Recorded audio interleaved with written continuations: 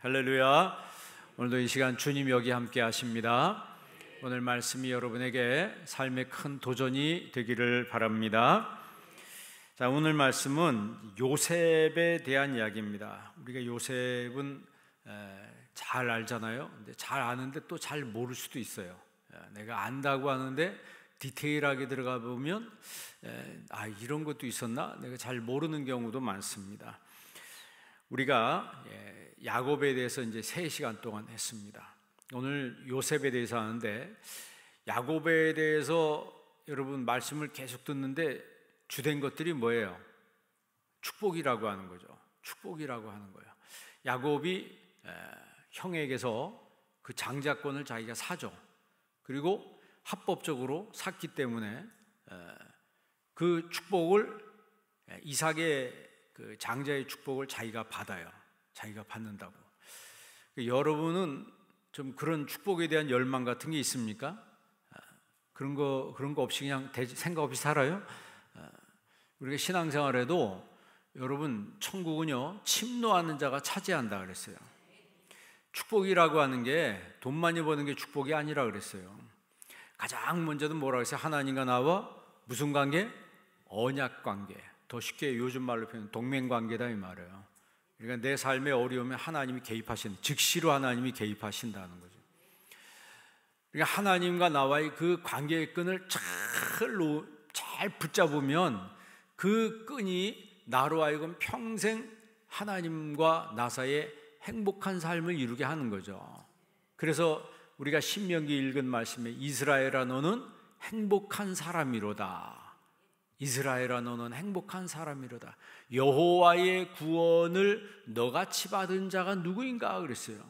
하나님의 구원을 너같이 받은 사람. 그러니까 하나님의 구원을 받으며 하나님의 행복자며 그가 내 대적들의 높은 곳을 밟으리로다 그랬어요. 그러니까 나를 괴롭고 힘들게 한 사람이 있어도 그 사람이 그 높은 곳을 밟고 지나가도록 하나님께서 그렇게 만들어 주신다라고 하는 거죠. 자, 그러면 축복의 목적이 뭐냐? 우리가 하나님 야곱이 날 복을 주세요 막 그랬어요. 나를 축복하지 않으면 내가 가지 아니하겠나이다. 그랬더니 천사가 정말 하나님의 축복을 그에게 내립니다. 그러면 내가 이 축복을 받기를 원하는데 이 목적이 뭐냐 이 말이죠. 여러분, 예수 믿는 사람들은요 축복의 목적이 분명해야 합니다. 첫째는 하나님께 영광 돌리는 거예요. 내가 받은 것으로 하나님께 영광 돌리고, 그리고 내가 받은 것으로 이웃을 섬기는 거예요. 이웃을 섬기는 거라고. 내가 받아서 다 날 위해서 쓰고, 내가 다 날 위해서 다 모든 걸 다, 그건 졸부죠. 그건 졸부입니다. 그래서 우리가 예수 믿는 사람들은 이 관이 분명해야 돼요. 세계관이 분명해야 되고, 인생관이 분명해야 되고, 성경관이 분명해야 돼요. 이런 관이 분명할 때 여러분 삶이 뉴스니 어쩌니 세상이 어쩌고 떠들어도 흔들리지 않고 우리가 분명한 중심을 가지고 살아갈 수가 있는 거예요. 그러니까 하나님이 나를 축복하는 것은 이 받은 축복으로 뭐 하는 거다? 하나님의 영광 위해서 살아는 거예요. 하나님의 영광에 쓰는 거예요. 그리고 이웃을 위해서 쓰는 거예요. 주라 그러면 너희에게 줄 것이요, 누르고 흔들어서 너에게 도로 주신다 그랬어요. 그러니까 남에게 베푸는 거는 내가 주님 위해서 쓰고 남에게 베푸는 건 없어지는 게 아니라고 하는 거예요. 다 나에게 돌아오는 거예요. 내 때 안 돌아오면 자식 때 돌아오는 거예요. 한번 따라해보세요. 내 때 안 돌아오면 자식 때 돌아온다. 반드시 이게 여러분 성경의 원리예요. 성경의 원리라고. 그 폴란드에 그 음악가 중에 파드레프스키라고 유명한 음악가가 있습니다. 이 피아니스트인데 이 사람이 나중에 폴란드 총리가 돼요. 폴란드 총리가 됩니다. 그런데 이제 1차 세계대전 때 얘기거든요. 1차 세계대전 이제 끝나고 나서 이 사람이 유명한 음악가니까 미국의 그 스탠포드 대학에 다니는 그 2명의 학생이 자기 이제 장학금을 얻으려고 돈이 없으니까 장학금을 모금하기 위해서 이분을 초청을 해요. 초청을 해서 음악회를 열었는데 2,000불을 모아야 되는데 1,600불밖에 안 모였어요. 그러니까 모자라는 거예요. 근데 이 파드레프스키가 자기가 스스로 주선을 해서 음악회를 열어요. 이름 유명세가 있으니까 사람들이 막 몰려들어요. 그래서 자기가 다니면서 공연한 거에 이 실비, 뭐 호텔비, 식비 이런 것만 딱 빼고 나머지를 다 그 두 청년한테 장학금으로 주고 왔어요. 그리고 나서 이제 1차 세계대전이 일어나고 전쟁 끝난 다음에 폴란드가 그냥 나라가 그냥 폭망해가지고 엄청 가난한 거예요. 나라가 먹을 게 없는 거, 식량이 없어서 굶어 죽는 사람이 생겨요. 그런 나라의 총리가 됐어요. 그러니까 그 당시만 해도 잘 사는 나라가 미국이니까 미국에다 편지를 썼어요. 편지를 써가지고 그 식량 장관한테, 식량을 담당하는 장관한테 우리가 이렇게 힘든데 식량을 좀 보내주시면 고맙겠다고 편지를 쓰면서 조마조마한 거예요. 이제 보냈어요. 그런데요, 어마어마한 식량이 온 거예요. 막 마음속에 이거 괜히 보냈나, 괜히 퇴짜 맞으면 어떻게 하지? 아무런 관계도 없는데, 아무런 인간관계도 없는데 도와달라고 이제 편지를 쓴 거예요, 총리가. 그런데 식량이 어마어마하게 온 거예요. 근데 나중에 보니까 그 도와준 이유가 있는 거예요. 그래서 감사 편지를 써죠. 감사 편지를 너무너무 고맙다고, 이렇게 많이 보내줄 줄 몰랐다고. 그런데 답장이 왔는데 총리가 그렇게 받은 것은 받을 만한 자격이 있어서 받은 겁니다, 그러더라고요. 그러면서 당신을 도운 거는 예전에 도움받은 당신이 장학금으로 도와준 사람, 그 학생이라고. 그 학생이 미국의 13대 대통령인 후보 대통령이에요. 그러니까 자기가 그때는 그냥 모르는 사이죠. 모르는 사이인데 장학금으로 그 사람을 준 거예요. 그런데 장학금을 준 그 사람이 나중에 대통령이 된 거예요. 여러분, 후보댐 있잖아요. 그 후보댐이 후보 대통령을 기리기 위해서 댐 이름을 지은 거 아니에요. 그러니까 내가 받은 축복, 내가 받은 것으로 여러분 베풀고 하나님 영광에 쓸 때 그게 나중에 나한테 돌아온다는 것이죠. 그러면 아픔도 사명. 그러니까 제가 종종 그런 얘기, 축복은 사명이라고 그랬잖아요. 하나님이 나에게 주신 것은 그냥 나 혼자 먹고 잘 살아라 그런 게 아니에요. 여러분, 받은 거 있으면, 있는 거 있으면 여러분 주는 여러분 되시길 바랍니다. 그냥 아까워가지고 그냥 발발발발 떨고 자기 위해서는 막 쓰고 남 위해서는 절대 못 쓰는 사람이 있어요. 자기 위해서는 뭐 여행도 막 그냥 풍성하게 다니고 뭐 럭셔리하게 사는데 남한테 주거나 하나님 앞에 드린 거는 그냥 벌벌벌 떠는 사람이 있어요. 그거는 신앙이 잘못된 거예요. 그런 신앙에서 이제는 점프해서 정말 하나님이 기뻐하는 신앙으로 성장해야 합니다. 그러니까 축복은 사명이라고 그랬어요. 하나님 나 잘되게 한 거는 뭔가 여기 사명이 있는 거예요. 그리고 안 되는 것도 사명이에요. 아픔도 사명입니다. 내가 때로는 너무 힘든 일을 겪고 아픔을 겪었어요. 그것도 사명이에요. 거기에 하나님의 뜻이 있는 거예요. 우리 하나님은 합력하여 선을 이루시는 하나님이라고 그랬어요. 요셉이라고 하는 사람은 우리가 요셉 스토리, 이게 마지막 부분인데 이제 내일은 이제 출애굽기로 넘어갑니다. 그러면 마지막 부분에 이 요셉이, 우리가 아는 것처럼 요셉은 형들한테 팔려가잖아요.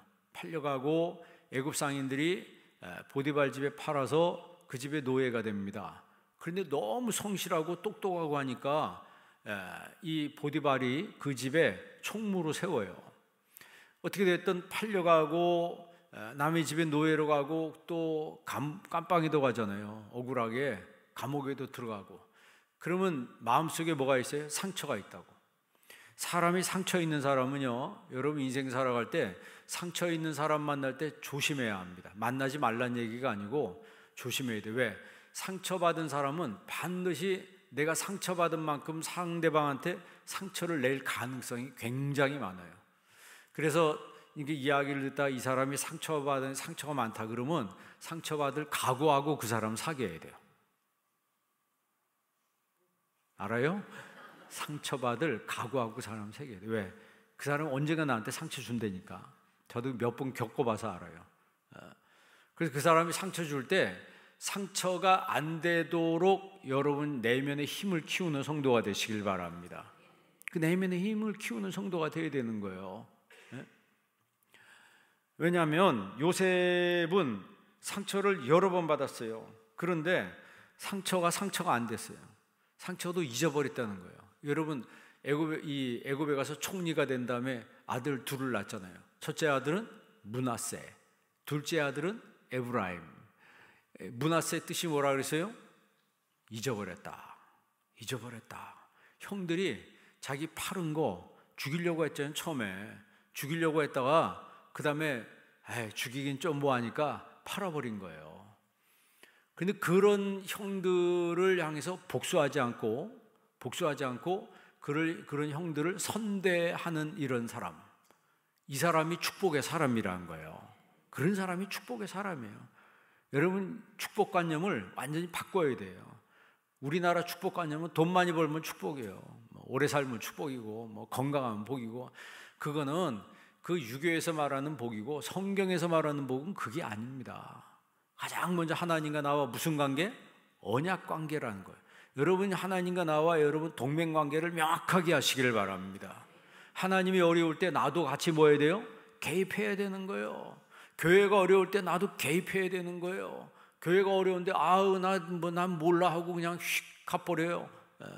그게 언약 관계가 아니죠. 그건 언약 관계가 아닙니다. 동맹 관계가 아닌 거예요. 그러면 내가 어려울 때 하나님이 나 몰라라 하십니까?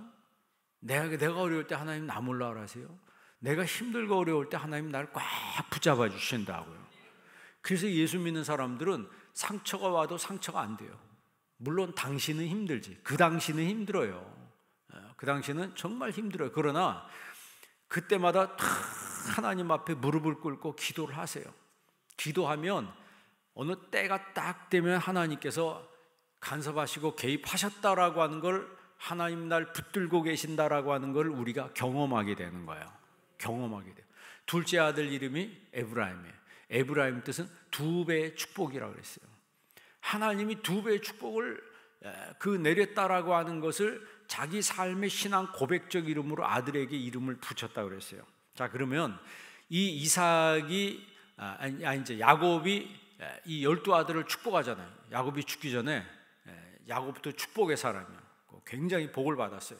그러면 이 야곱이 자기가 받은 복이 자식들한테 그대로 가기를 원했어요. 여러분이 잘 되면 여러분 자녀들도 잘 돼야죠.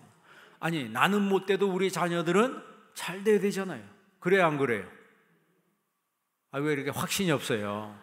여러분 자녀들 잘 되기를 바랍니다. 여러분 자녀가 잘 돼야지.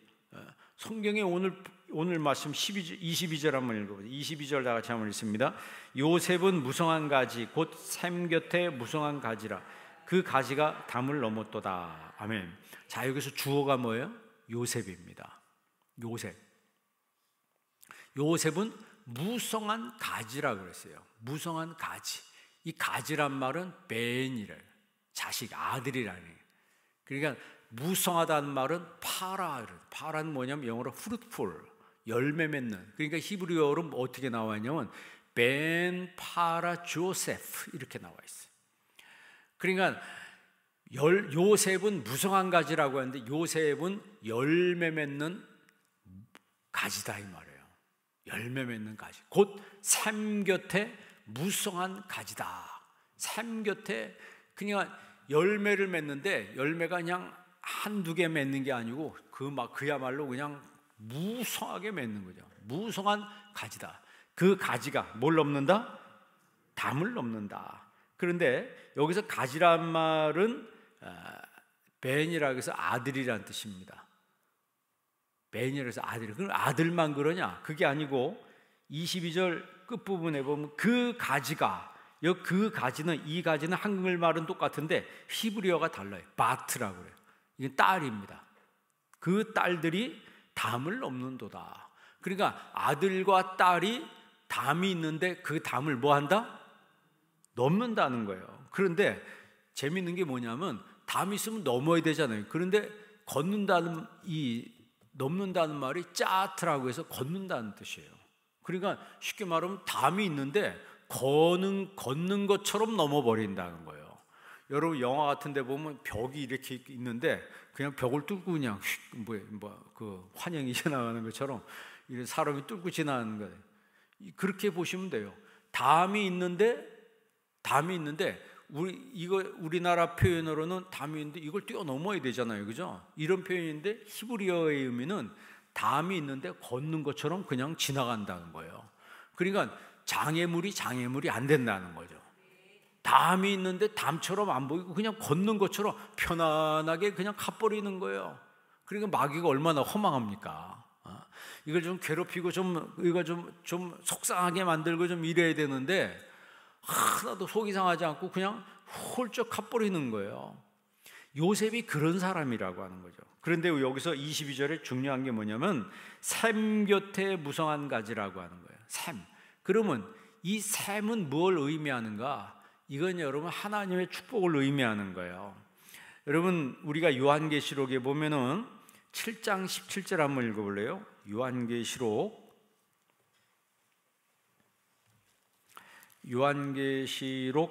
7장 17절 한번 읽어보세요. 성경 맨 끝쪽에 이 샘이 어떤 샘인가? 자, 17절 다 같이 한번 읽습니다. 이는 보호자 가운데에 계신 어린 양이 그들의 목자가 되사 생명수 샘으로 인도하시고 하나님께서 그들의 눈에서 모든 눈물을 씻어 주실 것입니다. 아멘. 어린 양이 그들의 목자가 되사, 예수님이 우리의 목자가 되사 우리를 생명샘으로 인도하시고, 그리고 그들의 눈에서 모든 눈물을 뭐 해주신다? 씻겨주신다 그랬어요. 여러분 눈에서 눈물 씻겨주시는 그런 은혜가 있기를 바랍니다. 요한계시록 21장 6절도 한번 읽어볼래요? 요한계시록 21장 맨 마지막 장의 전장, 요한계시록 21장 6절 다 같이 한번 읽습니다. 또 내게 말씀하시되 이루었도다. 나는 알파와 오메가요 처음과 마지막이라. 내가 생명수 샘물을 목마른 자에게 값없이 주리니. 아멘. 내가 생명수 샘물을 목마른 사람에게 값없이 주신다는. 그러니까 우리 하나님은 샘이라고 하는 거죠. 그런데 이 샘 곁에 무성한 가지라고 하는 거예요. 그러면 샘은 뭐예요? 물이잖아요. 그러면 여기서 가지라고 하는 것은 열매 맺는다라고 하는 것은 나무라고 하는 거죠. 우리가 여러분 시편 1편은 어떻게 시작해요? 복 있는 사람은 악인의 길을 쫓지 아니하며 죄인의 길에 서지 아니하며 오만한 자의 자리에 앉지 아니하고 오직 여호와의 율법을 즐거워하여 그 율법을 주야로 묵상하는 자로다. 그러면서 그 다음에 뭐라 그래요? 그는 시냇가에 심은 나무라 그랬어요. 그는 시냇가에 심은 나무라 그랬어요. 지금 요셉을 가리켜서 샘 곁에 무성한 가지라고 하는 것은, 그 무성한 가지라고 하는 것은 나무라고 하는 거죠. 그런데 그 무성한 가지, 그 자식들까지 해서 그 자식들이 다 뭘 넘는도다? 담을 넘어버린다는 거예요. 그러니까 인생을 살아가는데 힘든 일이 있고 어려운 일이 있어도 벽을 만난다 이 말이에요. 그러니까 벽을 만날 때 절망하는 사람들이 얼마나 많아요. 높은 산이, 내가 가는데 높은 산이 앞에 딱 막혀 있어요. 그래서 높은 산이 있을 때 캠퍼가 있고 클라이머가 있다 그랬죠. 캠퍼는 그 앞에 주저앉아가지고 절망하는 사람이에요. 내가 이걸 어떻게 올라가? 내가 이거 어떻게 감당해? 그 캠퍼예요. 그러나 클라이머가 있다는 거예요. 거기를 올라가는 사람이 있다는 거예요. 아무리 높아도. 그런데 올라가는 사람보다 더 위에 있는 사람이죠. 올라가다가 다시 내려와서 캠퍼를, 주저앉아 있는 사람을 끌고 올라가는 사람이 있어요. 그런 사람이 있다는 거예요. 여러분은 그런 사람이 되시기를 바랍니다. 주저앉아 있는 사람 되지 마시고, 혼자만 올라가지 마시고 옆에 같이 데리고 올라가는 사람이 돼야 돼요. 구역장들을 영적으로 깨워서 구역 예배 때 정말 자기가 받은 그 은혜를 살아있는 간증을 하고 살아있는 말씀을 전할 때 졸고 있던 구역원들이요 눈이 번쩍 뜨는 거예요. 아, 우리 구역장 살아있네? 뭐 그런 얘기가 돼요. 살아있네? 뭐 그런다고. 우리 구역장 살아있네?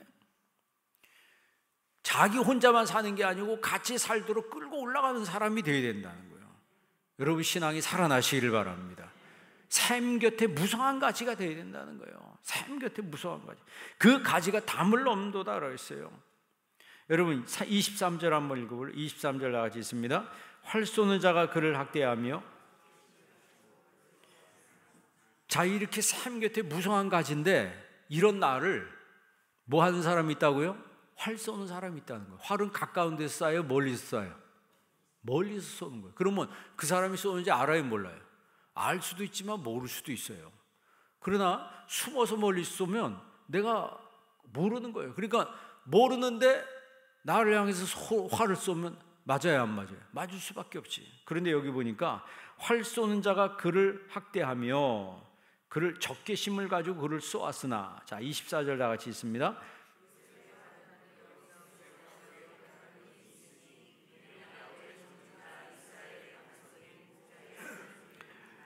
아멘. 요셉의 활은 도리어 뭐하며? 굳세며 그의 팔은 힘이 있으니. 그러니까 아무리 요셉을 힘들게 하고 요셉을 해치려고 해도 요셉이 그 활을 맞지 않는다는 거예요. 여러분 지금 24절 끝에 뭐라고 했어요? 야곱의 전능자 이스라엘의 반석인 목자의 손을 뭐함이라? 힘입음이라. 목자이신 하나님의 손, 전능하신 하나님의 손을 힘입음이라 그랬어요. 여러분 하나님의 능력을 힘입는 성도가 되시길 바랍니다. 우리의 자녀들이 하나님의 능력을 힘입고 전능자의 그 손의 능력을 힘입을 때 여러분 세상에 나가서 당당하게 살아갈 수 있는 거예요. 뒤에 와서 활을 쏜다니까 멀리서 쏘는데 그걸 어떻게 막아요? 어디서 쏘는지 누가 알아요? 그런데 나를 향해서 화살이 날라오는데 하나님 막아주시는 거예요. 여러분 그래서 여러분 이 시간에 하는 기도가 여러분 방패 기도예요. 자녀를 위해서 하는 기도가 무슨 기도? 방패 기도라고 하는 거예요. 방패 기도하는 부모가 되시기를 바랍니다. 자녀를 위해서 밖으로 내놨으면 누군가 지켜줘야 된다고. 스스로 알아서 큰다고요? 스스로 알아서 크는 게 아니에요. 하나님이 지켜주셔야 되는 거예요. 하나님이 지켜주셔야 되는 거예요. 이스라엘 백성들이 뭐 제가 설교 시간마다 세계를 주름 잡는다 그러는데 그 사람들이 주름 잡는 이유가 있어요. 고통을 많이 당했잖아요. 고통당하니까 그러니까 쉽게 말하면 빵 치면 빡 흩어져요. 빡 흩어지는 그 흩어진 사람들 디아스포라라고 그래요. 디아스포라로 전 세계로 다 흩어져. 소수인데. 그러니까 살기 위해서 도망간 거지. 쉽게 말하면 살기 위해서 도망갔는데 도망간 곳에서 야곱처럼 사는 거예요. 도망간 곳에서 요셉처럼 산 거예요. 지금 요셉도 여러분 총리가 되는데 어디서 총리가 돼요? 자기 나라에서 총리가 됐어요? 아니잖아요. 외국 가서 총리가 된 거예요.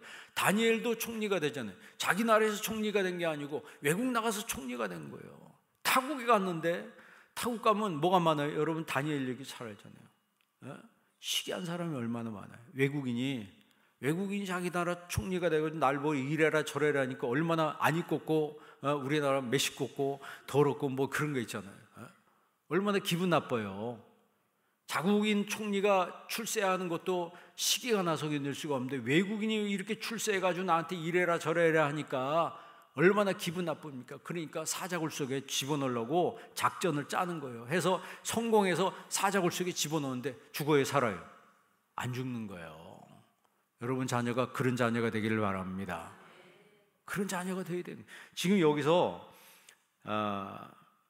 25절 한번 읽어볼래요? 25절 다 같이 한번 읽습니다. 내 아버지의 하나님께로 말미암 그가 너를 도우실 것이요 전능자로 말미암나니 그가 내게 복을 주실 것이라. 위로 하늘의 복과 아래로 깊은 샘의 복과 젖먹이는 복과 태의 복 이리로다. 아멘. 이게 뭐예요? 이게 전부 뭐의 복이에요? 자식의 복이라고 하는 거죠. 여러분 자녀들이 복된 자녀가 되시기를 바랍니다. 내 자녀가 복된 자녀가 되도록 기도하세요. 오늘 이 아침에 여러분 기도할 때 특별히 오늘은 여러분 자녀를 위해서 기도 많이 하고 돌아가시기를 바랍니다. 하나님 따릅시다. 하나님 내 자녀를 축복하여 주옵소서. 내 자녀를 지켜 주옵소서. 내 자녀에게 야곱의 복을 허락하여 주옵소서. 요셉의 복을 허락하여 주옵소서. 생각 없이 앉아있지 마시고 성경에서 지금 이 말한 것들이 우리의 가정에 임하도록 여러분 믿음으로 기도하고 하나님께 맡기는 믿음의 부모가 되어야 된다는 거예요.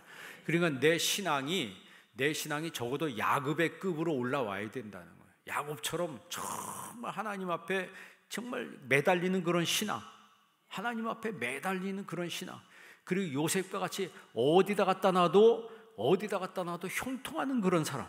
여러분, 요셉이요, 이 창세기에 보면 어디가 이 보디발 집에 팔려갔잖아요.